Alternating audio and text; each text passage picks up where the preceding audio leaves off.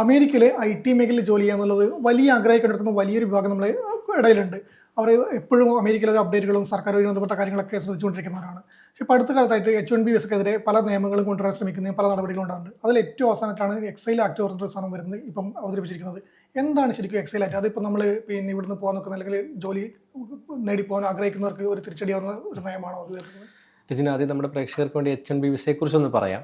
അപ്പം H1B visa എന്ന് പറഞ്ഞൊരു താൽക്കാലിക വിസയാണ്. അതായത് വിദേശികളായ സ്കിൽഡ് പ്രൊഫഷണലുകൾക്ക് അമേരിക്കയിൽ ജോലി ചെയ്യാൻ അനുവദിക്കുന്ന ഒരു വിസയാണ് ഇത്. അപ്പം H1B വിസയ്ക്കെതിരെ ശക്തമായ വികാരമാണ് അമേരിക്കൻ പൗരന്മാർക്കിടയിലും അവിടുത്തെ നിയമനിർമ്മാതാക്കൾക്കിടയിലും കൈയടക്കുന്നത്. അതായത് അപ്പോൾ അമേരിക്കക്കാർക്ക് കിട്ടേണ്ട ജോലി വിദേശികൾ കൊണ്ടുപോകുന്നു എന്നാണ് അവരുന്നയിക്കുന്ന ആരോപണം. അങ്ങനെ ഏകദേശം ഇപ്പം ഒരു വർഷം 85,000 H1B വിസകളാണ് അനുവദിക്കുന്നത്. അതിനകത്ത് 65,000 വിദേശികൾക്ക് കൊടുക്കുന്നത്. 20,000 എന്ന് പറയുന്ന സ്ലോട്ടുകൾ എന്ന് പറയുന്നത് അവിടെ പഠിച്ചിറങ്ങുന്ന ബിരുദാനന്ത ബിരുദമൊക്കെ പഠിച്ചിട്ടിറങ്ങുന്ന വിദേശികൾക്കുള്ളതാണ്. അപ്പം അത്ര H1B വിസകളാണ് ഓരോ വർഷം കൊടുത്തുകൊണ്ടിരിക്കുന്നത്. അപ്പോൾ ഇതിനകത്ത് നമ്മൾ ഇന്ത്യയിലെ കണക്കെടുക്കുകയാണെങ്കിൽ കഴിഞ്ഞ വർഷം 2024 ഏകദേശം 71% H1B വിസകളും ആ സാമ്പത്തിക വർഷം കിട്ടിയത് ഇന്ത്യക്കാർക്കായിരുന്നു. അങ്ങനെ ഇന്ത്യക്കാരാണ് H1B വിസയുടെ ഏറ്റവും വലിയ ഗുണഭോക്താക്കളായിരിക്കുന്ന കാലമാണ് കടന്നു പോകുന്നത്. തൊട്ട് താഴെയാണ് ചൈന വരുന്നത്. അപ്പം അങ്ങനെ ഒരു സാഹചര്യത്തിലാണ് ഈ H1B വിസയ്ക്കെതിരെ വലിയ വികാരം അമേരിക്കയിൽ ഉയരുന്നത്. അതെ. അപ്പോൾ അമേരിക്കൻ പൗരന്മാർക്ക് കിട്ടേണ്ട ജോലി വിദേശികൾക്ക് കൊടുക്കുന്നു. അതും അമേരിക്കൻ പൗരന്മാർക്ക് ഉയർന്ന ശമ്പളം കൊടുക്കേണ്ട സാഹചര്യത്തിൽ ഇവർ കുറഞ്ഞ ശമ്പളത്തിൽ വിദേശ തൊഴിലാളികൾ നിയമിക്കുന്നു. അങ്ങനെയാണ് അവർക്ക് ജോലി നഷ്ടപ്പെടുന്നതാണ് അവരുന്നയിക്കുന്ന ആരോപണം. അപ്പോൾ ട്രംപ് ഒരു പക്ഷേ ഇതിനെ അനുകൂലിച്ച് സംസാരിക്കുമ്പോൾ തന്നെ ട്രംപിനെ സപ്പോർട്ട് ചെയ്യുന്ന മാഗ വിഭാഗം, മേക്ക് അമേരിക്ക ഗ്രേറ്റ് അമേരിക്ക വിഭാഗക്കാര് ഇതിനെതിരെ സംസാരിക്കുന്നു. ട്രംപിനെതിരെ വരുന്ന സാഹചര്യം വരെ ഉണ്ടായിട്ടുണ്ട്.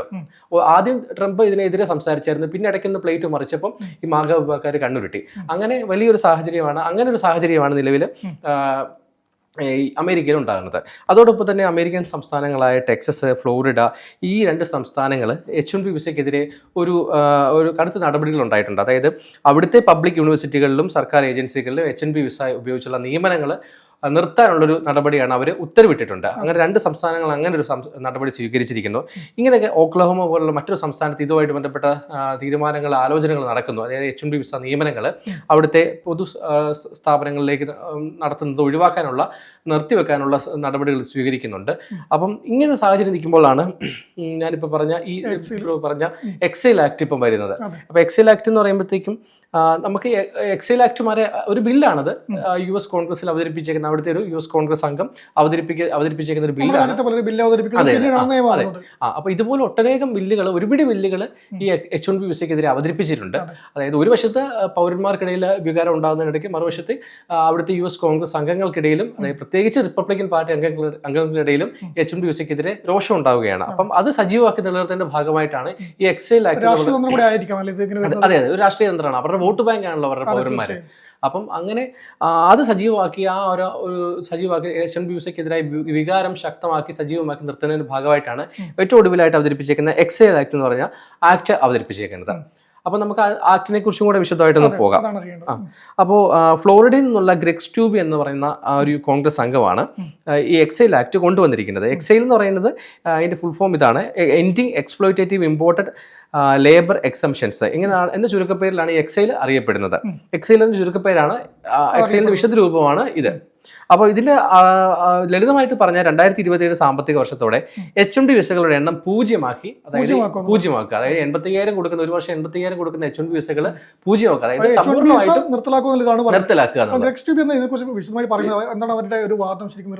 അദ്ദേഹം പറയുന്നത്, അതായത് American immigration and nationality act ഭേദഗതി ചെയ്തിട്ടാണ് ഈ ഒരു നടപടി സ്വീകരിക്കുന്നതെന്നാണ് പറയുന്നത്. അതോടൊപ്പം അദ്ദേഹം പറയുന്നത് ഇങ്ങനെയാണ്: ഒന്ന്, അമേരിക്കൻ പൗരന്മാരുടെ തൊഴിൽ സുരക്ഷ.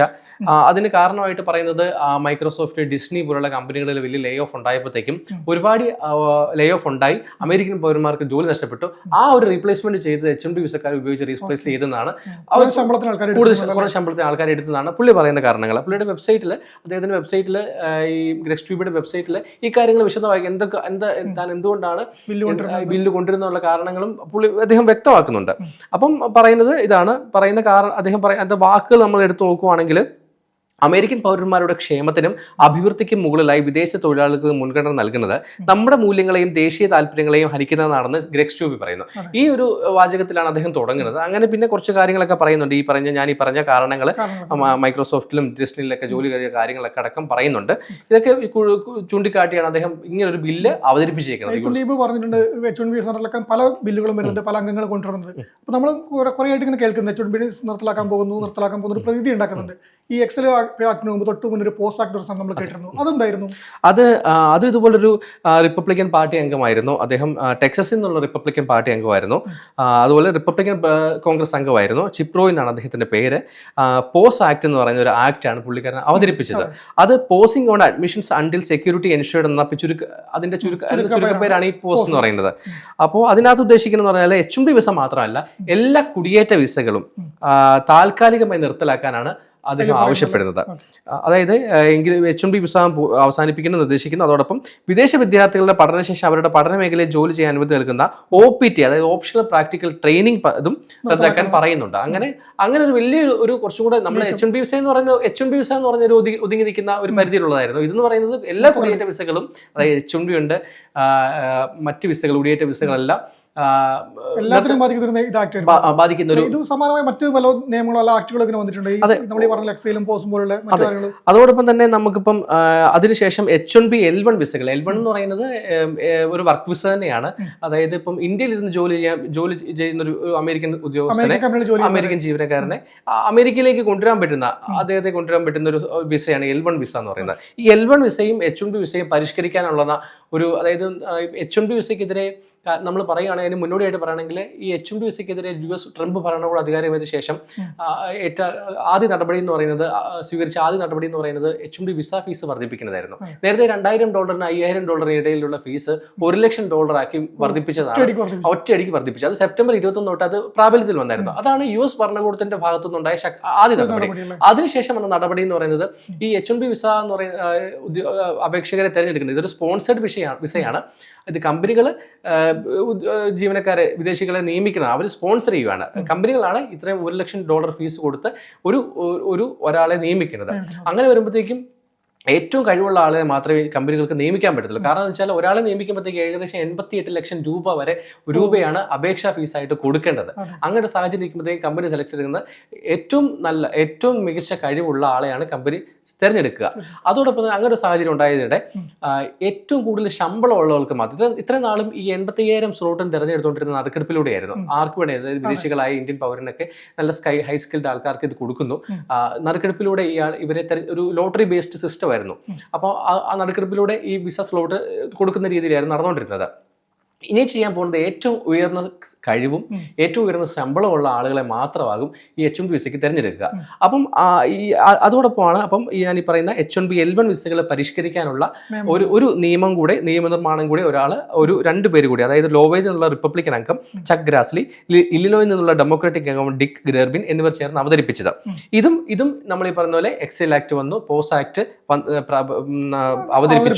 അവതരിപ്പിച്ചു. അങ്ങനെ അതിനുശേഷം അതിന് താഴെയായിട്ട് മുമ്പ് അവതരിപ്പിച്ചൊരു ബില്ലാണ് ഈ ഡെമോക്രാറ്റിക് അംഗങ്ങളും റിപ്പബ്ലിക്കൻ അംഗവും ചേർന്ന് നടത്തിയ ബില്ലാണ് ഇത്. അതിന് മുമ്പ് ഉണ്ടായതെന്ന് പറയുന്നത് മുൻ കോൺഗ്രസ് അംഗം മജോറി ടൈലർ ഗ്രീൻ കോൺഗ്രസിൽ നിന്ന് പുറത്തു പോകുന്നതിന് മുമ്പ് അവതരിപ്പിച്ചൊരു എൻഡ് H-1B നൗ ആക്ട് എന്ന് പറഞ്ഞാൽ, അതായത് മെഡിക്കൽ പ്രൊഫഷണൽ ഒഴികെ ബാക്കിയുള്ളവരെ ആരെയും H-1B വിസയിൽ എടുക്കരുതെന്ന് ആവശ്യപ്പെട്ടാണ് അവര് ഇങ്ങനൊരു ബില്ല് അവതരിപ്പിച്ചത്. അതിന്റെ പേര് തന്നെ എൻഡ് H-1B നൗ ആക്ട്. ഇപ്പോൾ തന്നെ H-1B വിസ, അതായത് തീവ്രമായിട്ടുള്ള ഒരു അംഗങ്ങൾക്കിടയിൽ ഇത് നിയമം കൊണ്ടുവരണം, H-1B വിസ നിർത്തലാക്കണം എന്നൊരു വികാരം ഉണ്ട്. അതെ, ഈ വികാരം ഒക്കെ സജീവമാക്കി നിലനിർത്താൻ പൗരന്മാർക്കിടയിലും ഈ അമേരിക്കൻ വലതുപക്ഷക്കാരിലും അവർക്ക് സ്വാധീനം ഉണ്ടാക്കാൻ വേണ്ടി. പക്ഷേ ഇപ്പൊ കേൾക്കുമ്പോൾ നമ്മളിപ്പോൾ പഠിച്ചിറങ്ങുന്ന, ഇപ്പം ഞാൻ തുടക്കത്തിൽ പറഞ്ഞ പോലെ അമേരിക്ക എന്ന സ്വപ്നം, IT മേഖല സ്വപ്നങ്ങൾ കാണുന്ന ഒരുപാട് പേര് നമുക്കിടയിൽ തന്നെ ഉണ്ട്, നമ്മുടെ സുഹൃത്തുക്കൾക്കിടയിൽ ഉണ്ടാവും. ചിലപ്പോൾ ഇപ്പോൾ പഠിക്കുന്ന കുട്ടികളുണ്ടാവും. അവരിപ്പോൾ നോക്കുമ്പോൾ ഈ പറഞ്ഞ ഇപ്പോൾ നമ്മൾ 4 നിയമത്തെക്കുറിച്ച് ഇപ്പം ദീപ് പറഞ്ഞു, 4 ആക്ട് ബില്ല് അവതരിപ്പിച്ചു പറഞ്ഞു. നിയമമായിട്ടില്ല, പക്ഷേ പാസ്സാകത്ത് പോലെ. അതാണ് ഞാൻ ചോദിക്കാൻ വരുന്നത്. ഇപ്പൊ ഈ ബില്ലുകൾ വരുന്നത് ഇപ്പം ഒന്നല്ലെങ്കിൽ മറ്റൊരു ബില്ല് ഓരോ അംഗങ്ങളായിട്ട് ഇങ്ങനെ അവതരിപ്പിച്ചുകൊണ്ടിരിക്കുകയാണ്. അപ്പം അവിടെ ഒരു വികാരമുണ്ടെന്നും ആ ഒരു വികാരം കത്തിച്ച് ആളെ കത്തിച്ചുകൊണ്ടിരിക്കുകയാണെങ്കിൽ ഓക്കെ, അല്ലെങ്കിൽ പക്ഷേ ഇത് എന്തെങ്കിലും പെട്ടെന്ന് നിയമം ആയിക്കഴിഞ്ഞാൽ എന്ത് ചെയ്തിട്ട് ആശങ്ക. ഇപ്പൊ പഠിക്കുന്നവർക്കൊക്കെ ഉണ്ടാവും. അങ്ങനെ പെട്ടെന്ന് ഒരു നിയമമായിട്ട് മാറാൻ സാധ്യതയുണ്ടോ? നിലവിൽ പെട്ടെന്ന് നിയമമായിട്ടൊരു മാറാൻ സാധ്യതയൊന്നുമില്ല. കാരണം എന്ന് വെച്ചാൽ ഇതൊരു ഞാൻ ആദ്യം തന്നെ പറഞ്ഞ പോലെ ഈ വിഷയം കത്തിച്ച് നിർത്താൻ, സജീവമാക്കി നിർത്താനുള്ളൊരു തന്ത്രത്തിന്റെ ഭാഗം കൂടിയാണ്. അമേരിക്കൻ പൗരന്മാർക്കിടയിൽ വികാരമുണ്ട്. ആ വികാരം ഇങ്ങനെ സജീവമാക്കി നിർത്താൻ വേണ്ടിയുള്ള ഞങ്ങളിത് ചെയ്യുന്നു, ഞങ്ങൾ ഈ നടപടിയൊക്കെ അവതരിപ്പിക്കുന്നുണ്ട് അമേരിക്കൻ പൗരന്മാരോട് പറയുകയാണ്. പക്ഷേ നമുക്കറിയാം ഈ H-1B വിസ ഫീസ് $1,00,000 ആക്കിയ ശേഷം, അതായത് ഇന്ത്യക്കാരടക്കമുള്ള വിദേശികൾ ഒരു പ്രതിസന്ധി നേരിടുന്നുണ്ട്. കാരണം എന്തെന്ന് പറഞ്ഞാൽ സർക്കാർ അവർക്ക് അനുകൂലമാണെന്നുള്ളൊരു ഒന്നല്ലോ, ജോലി കിട്ടാനുള്ള സാധ്യത കുറയുകയാണ്. ഇത്രയും നാളും ജോലി കിട്ടാൻ സാധ്യത ഉണ്ടായിരുന്നു. അതോടൊപ്പം തന്നെ ഇപ്പം അത് ആ സാധ്യതയില്ല. കാരണം $1,00,000 ഫീസാണ് കാരണം. അതോടൊപ്പം തന്നെ അമേരിക്കയിൽ പഠിക്കുന്ന വിദേശ വിദ്യാർത്ഥികളുണ്ട്. ഇന്ത്യക്കാരടക്കമുള്ള വിദേശ വിദ്യാർത്ഥികൾക്കും പഠനശേഷം ജോലി കിട്ടാനുള്ള സാധ്യതയായിരുന്നു H-1B വിസ.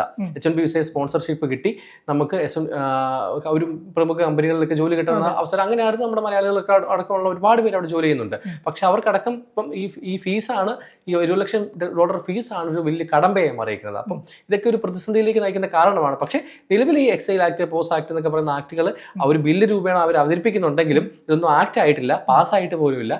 അതൊരു ഇത്തരം തന്ത്രങ്ങൾ. പക്ഷേ ഇപ്പോൾ പറയുമ്പോൾ നമ്മൾ ശരിയാണ്, ഇപ്പോൾ ഒരു ബില്ലാണ്, നിയമം ആവണത്തില്ല. പക്ഷേ ഇങ്ങനെ കാര്യങ്ങളൊക്കെ നടക്കുന്നുണ്ട്, നിരന്തരം ഇതിൽ ബില്ലുകൾ അവതരിപ്പിക്കുന്നുണ്ട്. അതായത് വിദേശികൾ നമ്മളെ തൊഴിലെടുക്കുന്ന ആശങ്ക അവിടെ നിലനിൽക്കുന്നുണ്ട്.